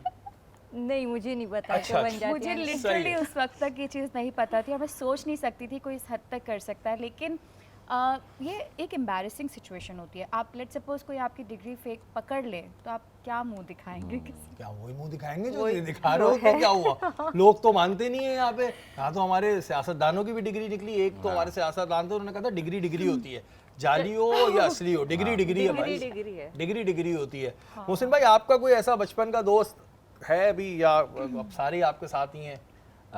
हैं, हम 3 दोस्त थे बचपन में, जो मदरसे में साथ पढ़ते रहे। क्या नाम है उनके? मौलाना ताहिर, मुफ्ती मज़हर और मैं।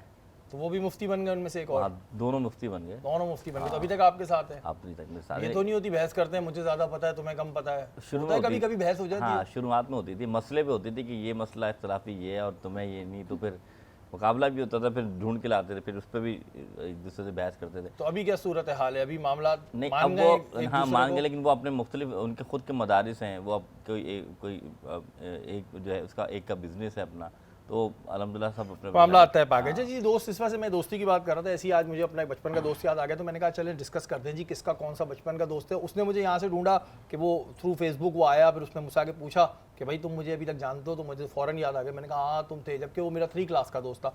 तो ये कि दोस्त जो होते हैं वो बड़े इंपॉर्टेंट होते हैं, बचपन के दोस्तों के साथ अलग मेमोरी होती है। इस सेगमेंट में ज़रा हम इस तरह की चिट चैट करते हैं ताकि बचपन जो है वो निकल कर आए। इस वक्त हमारे साइट पर आप देख रहे हैं कि पामोलिव मौजूद है, जो कि एक वेल नोन ब्रांड है और जो पर्सनल केयर प्रोडक्ट्स तैयार करते हैं। इनके पास बहुत बड़ी रेंज है जिसमें soap, shampoo, hand wash, body wash और हैंड सैनिटाइज़र शामिल है। इनकी ख़ास बात ये है कि 100% नेचुरल एक्सट्रैक्ट से ये तैयार करदा होता है और आपकी जो स्किन को मॉइस्चराइज तो रखता है, उसके साथ साथ जो आपकी स्किन डल होने लगती है तो ये डल नहीं होने देता। तो आप बिल्कुल इसका इस्तेमाल कीजिए। हमारे मेहमान इस वक्त हमारे साइड पर मौजूद हैं। रिदा, ये मुझे बताइए कि आप माशाल्लाह होस्टिंग भी कर रही हैं, एक्टिंग भी कर रही हैं, ज़्यादा मज़ा वैसे किस चीज़ में आता है, ज़्यादा इंटरेस्ट किस चीज़ में है? होस्टिंग में। तो क्यों है, रीज़न क्या है वैसे कि होस्टिंग के कम टाइम में आपका काम पूरा होता है? ड्रामों में टाइम ड्यूरेशन बहुत लग जाता है, सुबह जाते हैं तो फिर रात को बाहर निकलते हैं। सच बताऊं पैसे अच्छे मिलते हैं और टाइम कम है। पैसे अच्छे मिलते हैं और टाइम कम है। True है। अच्छा, होस्टिंग नहीं होती ज़्यादा। अच्छा, होस्टिंग में भी अलग अलग, ज़ाहिर कुछ लोग करंट अफेयर में इंटरेस्टेड होते हैं, कुछ कॉमेडी शोज होस्ट करने में इंटरेस्टेड होते हैं, अलग अलग वैरायटी हैं। तो वैसे किस चीज़ का ज़्यादा है आपको शौक़ कि मैं उसमें होस्टिंग करूँ? मैंने एक्चुअली होस्टिंग को बहुत इन्जॉय किया है हमेशा, और मैंने डिफरेंट शोज़ जो है वो होस्ट किए हैं। तो मैंने करंट अफेयर्स पे भी मुझे लगता था कि शायद बहुत ड्राई है, मुझे मज़ा नहीं आएगा, बट जब मैंने एक शो करंट अफेयर्स पे किया तो I really enjoyed to do that ना। और उसके अलावा जो है वो बच्चों पे भी प्रोग्राम अभी कर रही हूँ, क्रिएटिव किड्स, जो कि मुझे लगा था कि शायद मेरे लिए बहुत मुश्किल होगा, बिकॉज़ आपको शो पे एक बच्चों का प्रोग्राम करना इट्स टू टफ। एक तो उनको हैंडल करना, हाँ, true। और दूसरा ये है कि आपकी एक प्रोग्राम में अच्छी खासी हालत ख़राब हो जाती है बिकॉज़ छोटे बच्चे हैं, और बच्चों के साथ बच्चा बनना बहुत बच्चों के मुश्किल साथ है। बच्चा बनना जो है कि आपको फिर अपने बचपन में जाना पड़ता है। बिल्कुल। और अगर आपका बचपन सीरियस हो तो फिर क्या करेंगे? क्योंकि अभी आपने ब्रेक में बताया था, इससे पहले वाले सेगमेंट में मैं बहुत सीरियस थी। मैं एक्चुअली आपकी बात की वजह से सोच में चली गई थी कि वाकई लिटरली मेरे साथ ऐसा क्यों हुआ। मैंने अपने फ्रेंड्स को बहुत होल्ड करने की कोशिश की और बहुत पॉजेसिव थी मैं। अब समझ आ रहा है आप जितना जिस चीज़ को होल्ड करते हो वो उतना दूर भागती है आपसे। दूर भागती है, लेकिन It's नो true। डाउट बच्चों के जो शोज़ करना होता है वो एक बहुत मुश्किल काम होता है, टफ काम होता है। अगर एक्टिंग में बात करें तो आपने जैसे बताया था कि डिफरेंट कैरेक्टर्स आप कर चुकी हैं, कोई एक ऐसा कैरेक्टर है जो आप चाहती हैं कि ये कैरेक्टर मैं करूं? क्योंकि देखिए, एक होती है नॉर्मल एक्टिंग, आप नॉर्मल डायलॉग डिलीवरी कर रहे हैं विद एक्सप्रेशन, एक होता है कैरेक्टर में आना, लाइक कोई फ़कीर का, मतलब एक इन जनरल बात कर रहा हूँ, फ़कीर के कैरेक्टर में आना या अलग लैंग्वेज में आपने वो करना है, आपने अपना एक्सेंट देना है, सिंधी एक्सेंट देना है या पंजाबी या फिर पठान एक्सेंट देना है जो आपकी नॉर्मल लैंग्वेज में नहीं है। कोई एक ऐसा कैरेक्टर है जो आप चाहती हो कि ये मुझे मिले? पंजाबी कैरेक्टर। पंजाबी कैरेक्टर में पंजाबी कैरेक्टर करना चाहते हो, उसका एक्सेंट आप कर लेंगी कॉपी? मैं एक्चुअली पंजाबी ही हूँ, लेकिन एक्सेंट नहीं मैं बना पाती, और पंजाबी भी मुझे इतनी अच्छी नहीं आती बिकॉज़ सारा ब्रॉटअप कराची का है, इसीलिए उर्दू साफ़ है, तो उस हिसाब से आपको पंजाबी करैक्टर भी ऑफ़र नहीं होते आसानी से, बिकॉज़ उनको प्रॉपर मटेरियल चाहिए होता है जो पंजाबी एक्सेंट के साथ बोलता हो। बट मुझे बहुत मज़ा आता है पंजाबी, जब मैं करैक्टर देखती हूँ मैं बहुत इन्जॉय करती हूँ, तो मुझे लगता है जब मैं परफॉर्म करूँगी तो मैं और उसको इन्जॉय करूँगी, सो मैं उसको परफॉर्म करना चाहती हूँ।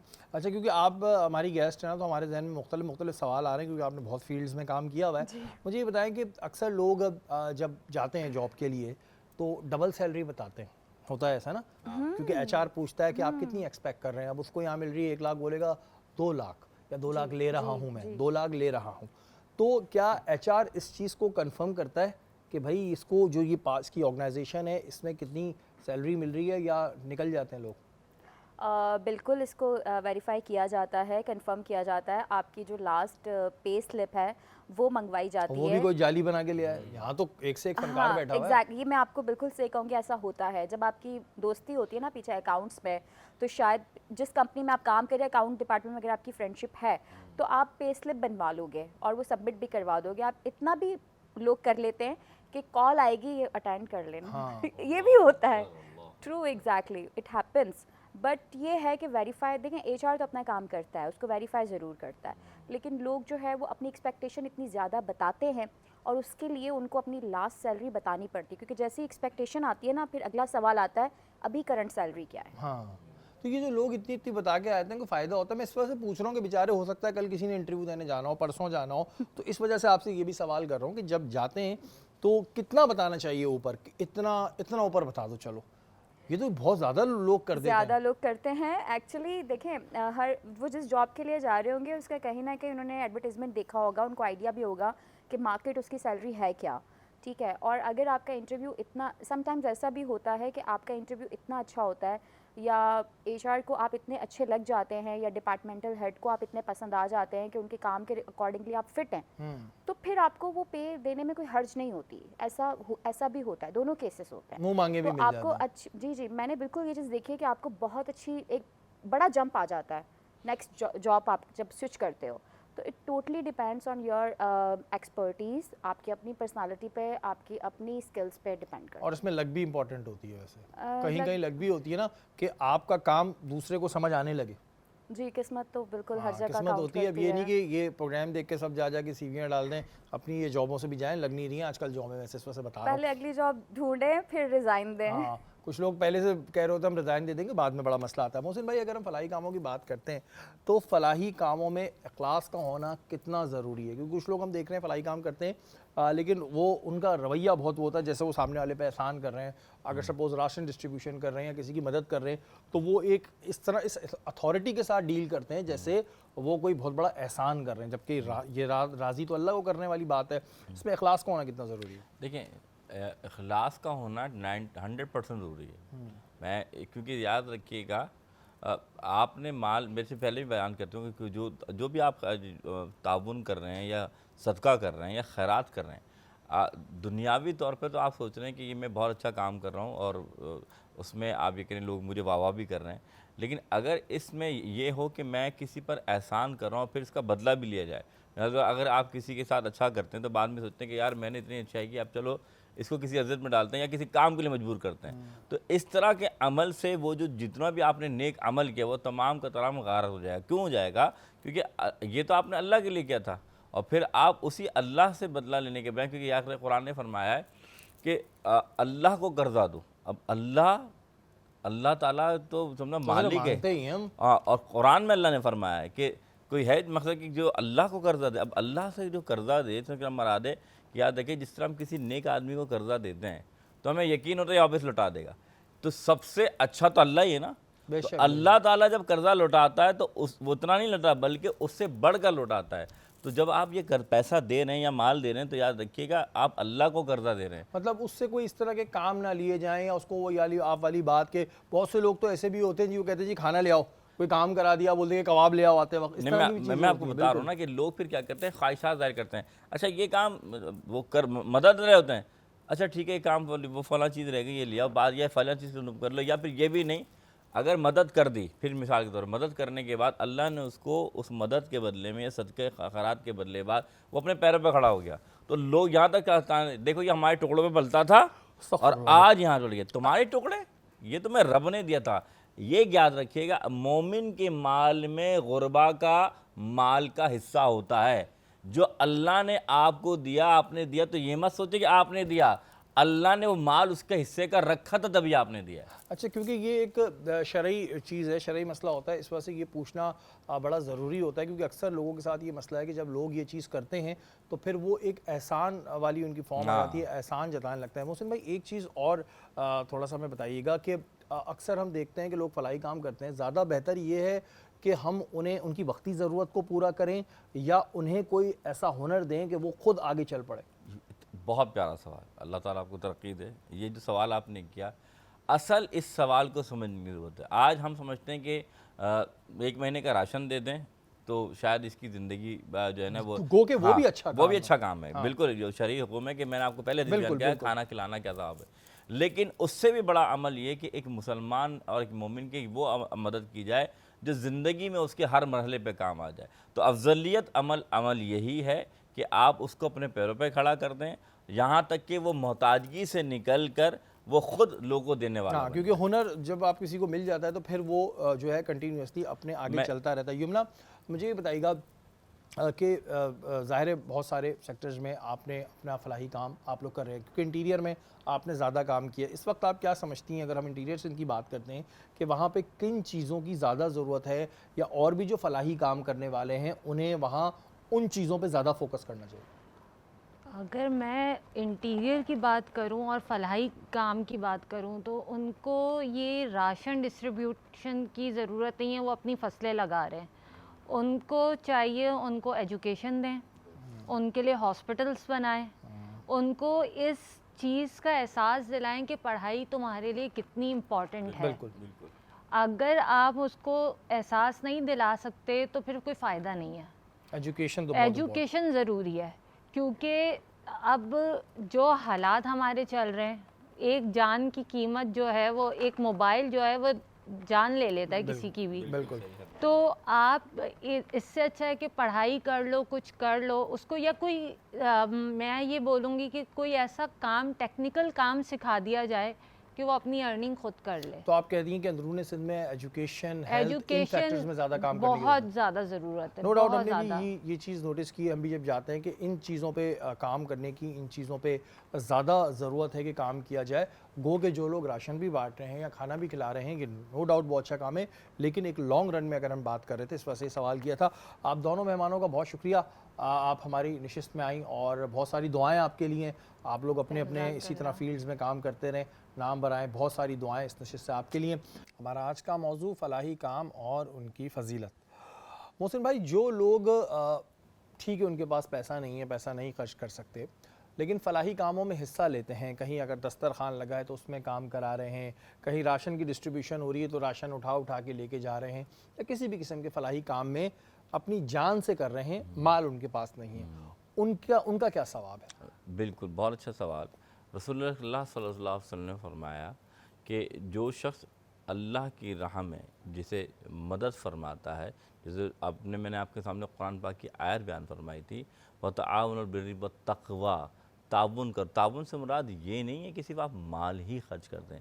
ताउन से मुराद ये कि एक बंदा जो अनाज देता है कि भाई इसकी अफ्तारी करा दो, अब अफ्तारी कराने के दौरान उसने माल नहीं लगाया, लेकिन वो उस खाने को सजाता है, लोगों को बांटने में मदद करता है, उसको भी उतना ही सवाब मिलेगा जिसने राशन दिया, जिसने अनाज दिया, जिसने माल दिया। क्योंकि माल देना आसान है, उसको गरीबों तक पहुंचाना वो आसान नहीं है। उसमें वो मददगार मुसलमान बन रहा है जिसके पास माल तो नहीं था, लेकिन वो लोगों की मदद कर रहा था, लोगों की हेल्प कर रहा था। जैसे सहाबा कराम रज़ी अल्लाह ताला अन्हु, जंग के मैदान के अंदर कुछ सहाबा कराम ऐसे होते थे जो कि क्या करते थे, घोड़े हैं, तलवारें हैं, और जो सहाबा कराम थे उनके लिए ग़िज़ा का बंदोबस्त करना, तो उन्हें भी उस जंग यानी जिहाद का सवाब मिल रहा होता था। किस लिहाज से? क्योंकि वो मदद कर रहे थे उन मुजाहिदीन की, उन सहाबा कराम की जो ग़ज़वा के अंदर या फिर जिहाद में शामिल हाल रहे।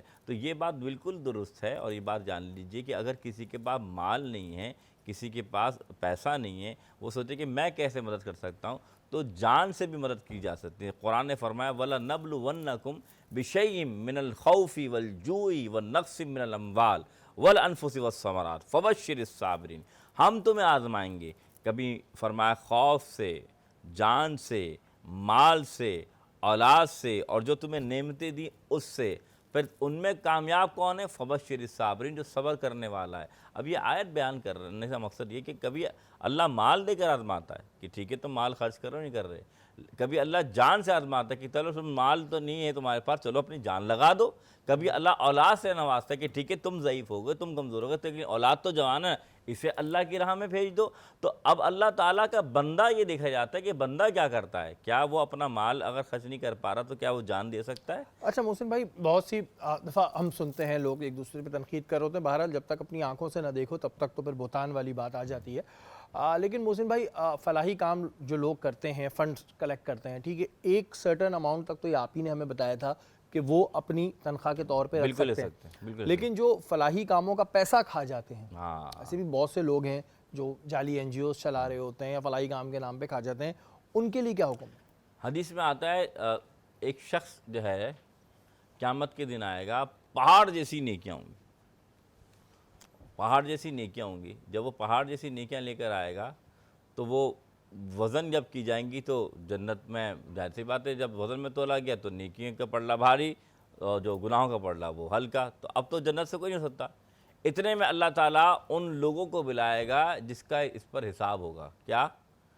किसी का माल खाया होगा, किसी से माल लिया होगा, और किस लिए लिया होगा? किसी से अल्लाह के नाम पे लिया होगा, किसी को फ़रेब दे के माल लिया होगा, किसी को झूठ बोल के माल लिया होगा। तो वह वो लोग आएंगे, और याद रखिए कि दुनिया में करेंसी तो नहीं होगी, नेकियां तो होंगी ना आखिरत में। वो तमाम नेकियां उन लोगों को दे दी जाएंगी जिनका उसने माल खाया, जिनसे उन्होंने माल लूटा, जिनको फ़रेब दिया कि आप मुझे पैसा दें। और फिर जब उसके बाद कुछ भी नहीं बचेगा ना, फरमाया अल्लाह के रसूल ने, ये बंदा बड़ा खसारे में होगा। क्यों? क्योंकि फिर उनके गुनाह इस पर लादे जाएंगे। अच्छा मोहसिन भाई, फिर तो ये वही बात हो गई कि बहुत से लोग दुनिया में किसी का माल खाए थे और कहते हैं जी हमने तो उसके पैसे खा लिए, क्या हुआ? तो वो तो फिर आखिरत में तो उसके निकल ही जाने। जो बहुत से लोग ये कह के जाते हैं कि मैंने अल्लाह पे छोड़ दिया या मैं तुमसे आखिरत पे लाऊंगा, उसका मकसद यही है फिर? बिल्कुल यही है कि फिर वो तमाम, अब ये तो सिर्फ माल ही नहीं, अमाल में तो ले लिया, क्योंकि जाहिर सी बात है उसने अच्छे काम तो किए हैं ना, नेकियां तो भाई ठीक है, अल्लाह फिर इसलिए तो बढ़ा रहा है कि ठीक है तुम आखिरत में क्या दोगे। फिर आप ये भी देखिए ना कि फिर उसके दूसरों के गुनाह वो लाद के जाए, और फिर इसी सबब वो जन्नत का पड़ला था भारी हो गया, अब दोज़ख का पड़ला भारी हो जाएगा, और वो शख्स जन्नत जाते जाते दोज़ख में चला जाएगा। क्यों? क्योंकि उसने झूठ बोला, लोगों का माल खाया, और फिर अपना, वही बात है जो सर्टन अमाउंट के अलावा ही अपना बैंक बैलेंस इसलिए बनाया कि ये पैसा तो लोगों का था, और फिर अल्लाह को हिसाब देना है। याद रहे, वमन यामल मिस्काल ज़र्रतिन खैरन यरा वमन यामल मिस्काल ज़र्रतिन शर्रन यरा। तुमने अगर नेकी ज़र्रा बराबर भी की है, अल्लाह इसकी जज़ा देगा, और अगर तुमने ज़र्रा बराबर भी ख़ता की है, यानी लोगों का माल खाया, लूटा खुसुटा है, इसका भी तुम्हें हिसाब देना पड़ेगा। अच्छा, बहुत से गैर मुस्लिम होते हैं जो फलाही कामों में बहुत बढ़ चढ़ के हिस्सा लेते हैं और बहुत अच्छे नेक काम कर रहे होते हैं, सिर्फ वो मुसलमान नहीं होते, तो मोहसिन भाई उन्हें कैसे सवाब मिलेगा? अच्छा, बहुत अच्छी बात है। देखिए, सवाब तो नहीं मिलेगा, लेकिन दुनिया में अल्लाह ताला उनको जब भी कोई याद करेगा, उनकी अरूज और उनके मुकाम को ऐसा अंदाज से बताया जाएगा। यानी कि जैसे मैंने आपका कि वो सखी था, नेक था, लेकिन मुसलमान कलमा नहीं पढ़ा, लेकिन अल्लाह ताला अगर उसने वाक़तन कलमा नहीं पढ़ा तो फिर क्या होगा कि अल्लाह ताला दुनिया में उसे मारूफ रखेगा उसकी सखावत की वजह से, उसे लोग याद रखेंगे उसके अच्छे इक़दाम की वजह से, और दुनिया में ही उसे बदल दे दिया जाएगा कि वो दुनिया के अंदर एक मारूफ शख्सियत कहलाएगा। एक बात तो ये। दूसरी बात ये कि अल्लाह ताला की रहमत में कोई कमी नहीं। मैं ये नहीं कह सकता, हो सकता आखिरी वक्त में अल्लाह ताला अपने फरिश्तों से कलमा पढ़वा दे।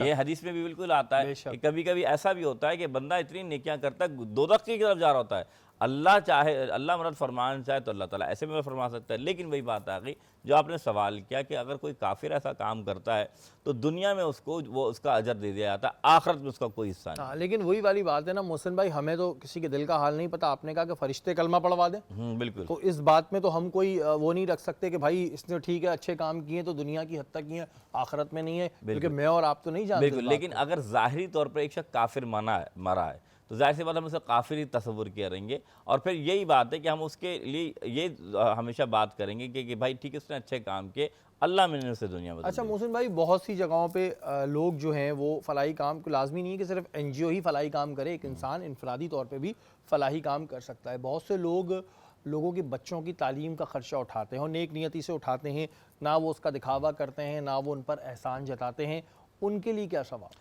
देखिए, ये सदका जारिया है। हुजूर अकरम सल्लल्लाहु अलैहि वसल्लम ने फरमाया कि 3 अमाल ऐसे हैं कि बंदा दुनिया में हो या ना हो उसका अजर उसको मिलता रहेगा। पहला अमल क्या है? अगर औलाद नेक हो, दुनिया में बाप रहे या ना रहे, माँ रहे या ना रहे, अजर माँ बाप को दोनों को मिलता रहेगा, क्योंकि बच्चे नेकियां करते रहेंगे। दूसरा, आपने अल्लाह की राह में कोई ऐसा माल लगाया, मस्जिद बनाई, मदरसा बनाया, वो जब तक कायम दायम है, वहाँ पर लोग नमाज़ पढ़ रहे हैं, कुरान की तिलावत कर रहे हैं, बंदा हो या ना हो सवाब मिलता रहेगा। तीसरा, अगर किसी शख्स को आपने इल्म नाफ़े यानी कि ऐसा इल्म सिखाया जिससे वो दुनिया और आखिरत में या दुनिया में भी नेक अच्छे काम कर रहा है, यकीन माने ये काम के बच्चे की तालीम का ख़र्चा, उसके मुस्तकबिल का ख़र्चा आपने उठाया, अब भी ये बंदा दुनिया में रहे या ना रहे, अल्लाह इस बंदे के अमाल में नेकियां लिखता रहेगा। बाकी जितने भी अमाल बंद हो जाते हैं, ये 3 नेकियां बंद नहीं होती। अच्छा, ऐसा अगर किसी के साथ हुआ हो कि भाई किसी के वालिदैन इंतकाल कर गए हों और हमें तो नहीं पता, लेकिन उनके गुनाह बहुत ज़्यादा हों और उनकी औलाद दुनिया में फलाही काम कर रही हो, तो क्या मोहसिन भाई औलाद के किए जाने अच्छे कामों का इनाम उनके वालिदैन को मिल सकता है? बिल्कुल मिलता है। एक रिवायत में यहाँ तक भी है कि हज़रत ईसा अलैहिस्सलाम के बारे में आता है कि एक शख्स जो है वो एक कब्र से गुज़रे तो देखा उस पर अज़ाब हो रहा था, तो उन्होंने ये हाल देखा, और जब अज़ाब हो रहा है तो अल्लाह ताला का हुक्म है, लेकिन वो फिर चंद सालों बाद दोबारा उस कब्र से गुज़रे तो देखा उस कब्र में अज़ाब नहीं है। तो अल्लाह के नबी थे, ज़ाहिर सी बात, तो उन्होंने उस कब्र वाले से पूछा, ये क़ायद जो मैं आपके सामने रखूँ, कि तेरा ये हाल क्या कि तू तो अज़ाब में था? फरमाया बेशक मैं अज़ाब में था नबी अल्लाह, जो आप पे कुरान जो आप पे किताब उतरी, यानी इंजील आप पे उतरी थी, तो जो इंजील में जो रब ताला का जो जब मैं इस दुनिया से जाने वाला था तो अल्लाह ने मुझे औलाद से नवाजा था उस दौरान। तो वो औलाद जब मेरी बड़ी हुई और जब उसने ये किताब पढ़ी तो रब का नाम लिया, तो रब का जब नाम लिया तो रब को हया आई कि ये बचका बेटा मेरा नाम लेता है और मैं इसके वहाँ पर कहते हैं अज़ाब नाजिल फरमाऊँ। तो ये जब ये बात सुनी, फरमाया अल्लाह ने मुझ पर अज़ाब हटा लिया। तो ये बात है कि हदीस में भी है कि जब कोई बंदा गुनाहगार हो, ख़ताकार हो, दुनिया से चला जाए, लेकिन औलाद नेक हो, वो नेकियां करे, उसकी नेकियों के सबब भी माँ बाप के गुनाह बख्श दिया। अच्छा, इसका थोड़ा उलट करते हैं कि माँ बाप बहुत नेक हैं, इंतकाल कर गए हैं, औलाद दुनिया में गलत काम कर रही है, क्योंकि मुझे मेरे रब की रहमत पर पूरा भरोसा है कि किसी और का गुनाह मेरे सर नहीं आएगा। तो जो औलाद गलत काम कर रही है तो क्या गुनाह माँ बाप को? देखिए ये भी हदीस है, ये जो आपने बात की, बेशक अल्लाह की रहमत, लेकिन ये इसलिए फरमाया गया कि औलाद की तरबियत बेहतर करो ताकि उसके गुनाह का वबाल तुम पर ना आए। लेकिन मोहसिन भाई, बहुत सी औलाद ऐसी होती हैं जिनकी तरबियत माँ बाप अच्छी करते हैं। ठीक है। बालिग होने के बाद तो अल्लाह मियाँ ने आपको अकल दे दी, चाहे कोई छोटी उम्र का बच्चा है तो हमारी जिम्मेदारी, 18 साल के बाद वो बालिग हो गया, 30 साल की उम्र में आके गलत काम कर रहा है, माँ बाप को मरे हुए बेचारों को 10 साल हो गए, तो फिर ये बात कैसे? नहीं, ये देखें, इससे मुराद क्या है, इससे मुराद क्या, देखें माँ बाप जो चले गए, अगर वो जन्नती थे तो अब औलाद चले कितना भी गुनाह कर ले, जाहिर है अल्लाह ने जब जन्नत में भेजा तो किसी को वापस दोज़ख में नहीं भेजता, या किसी को जन्नती करार दे दिया तो अल्लाह ताला दोबारा अपनी रहमत से नहीं फिरता। लेकिन एक वही ज़रूर है कि अगर औलाद नेक ना हो तो उसके गुनाहों का वबाल भी औलाद माँ बाप पर आता है। लेकिन आपने जो बात की कि अगर एक क्राइटेरिया, एक बंदा आकिल और बालिग हो गया है तो जाहिर सी बात है कि अब उसकी ज़िम्मेदारी ख़ुद की है, जो वो गुनाह कर रहा है, ख़ता कर रहा है। लेकिन अगर माँ बाप के ज़िम्मे में वो कि बालिग नहीं हुआ, तो माँ बाप अगर दुनिया से जब गए भी नहीं है तो ये लाजिम है कि अपने बच्चे की औलाद की अच्छी तरबियत करे, क्योंकि अगर वो नहीं करेंगे और वो चले गए इस दौरान तो फिर वबाल आता है। लेकिन जब वो आकिल भी हो गया, बालिग भी हो गया और फिर अरसा तवील गुजरा और माँ बाप नेक थे, तो अब उसका वबाल उसी औलाद के ऊपर, ना कि माँ बाप के ऊपर है। लेकिन हमें तरबियत यही करनी चाहिए कि ऐसा ना हो कि गुनाह का वबाल औलाद का माँ बाप पर आए। अच्छा मोहसिन भाई, बहुत सी जगहों पर हमने देखा है कि वालिदैन बेचारे बहुत नेक होते हैं, कोशिश भी कर रहे होते हैं, लेकिन कुछ जगहों पे ऐसा होता है कि औलाद कहते हैं हमारी चीज़ हाथ से निकल गई है, ना वो वालिदैन से डरते हैं, ना फरमानी भी करते हैं। ऐसी सूरत हाल में वालिदैन को फिर क्या करना चाहिए? देखें, सबसे पहले ये हकीकत है माशरे नहीं, ये माशरे की हकीकत, आप सही फरमा रहे हैं। देखें, माली दा कम पानी देना, यानी कि मालिक का काम क्या है कि वो अपने औलाद की तरबियत करती है और उसका काम है कि अपनी हक बात को पहुंचाना। तो ये आप पर लाजिम है कि आप अपने बच्चे को तलकीन करते रहें, भले वो माने ना माने, प्यार से अगर छोटे तो उन्हें आप प्यार भी सकते हैं, डांट भी सकते हैं, लेकिन अगर बड़े हो गए तो आप इस्लाहन उनकी इस्लाह कर सकते हैं। वो ना माने तो उनकी मर्ज़ी, लेकिन अल्लाह ताला आपको इसे बरी ज़िम्मा कर देगा। क्यों? क्योंकि आप उसकी तरबियत तो कर रहे हैं ना। बिल्कुल जी, अल्लाह ताला हम सबको माफ़ करे और तमाम जितने भी लोग हैं उनकी फर्मा बरदार औलाद हो। ये सवाल इस पर पूछा कि अगर वालिदैन से कुछ गना सरकर्द भी हो जाते हैं और अगर दुनिया में उनकी औलाद अच्छा काम कर रही है तो उसके वसीले से उनका जो अज़ाब है वो ख़त्म होता है। और अल्लाह ताला हम सबको अच्छे काम करने की तौफ़ीक़ अता फ़रमाए। फ़लाही काम के लिए ज़रूरी नहीं कि किसी NGO का होना ज़रूरी है, एक इंसान इनफरादी तौर पर ही फ़लाही काम कर सकता है। रोड से एक पत्थर उठाकर साइड में रखना, ये भी फ़लाही काम है। मेरे रब को मेरी कौन सी अदा पसंद आ जाए ये हम में से किसी को नहीं पता, अगर पता होता तो सब वही अदा कर रहे होते, कौन सी अदा पसंद आ जाए।